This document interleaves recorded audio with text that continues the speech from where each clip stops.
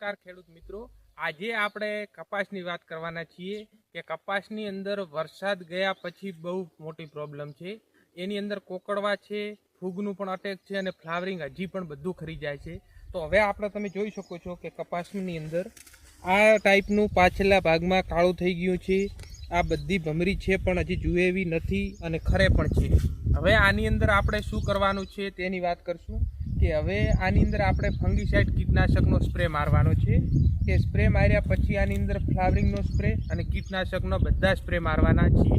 એટલે એની આપણે સ્પ્રેની વાત કરીએ કે આપણે કપાસ માટે 15 લીટર પાણીનું માપ કે રોકર 40 ml નાખવાનું છે અને પાઉન્ડ 10 ગ્રામ નાખવાનું છે અને ફ્લાવરિંગ માટે સમરસ 40 ml અને ટોપસીન 25 ગ્રામ અને ટપકની અંદર યુપીએલ કંપનીનું સ્ટાફ્લીલાઇઝર 1 એકરમાં 500 ગ્રામ નાખીને આપ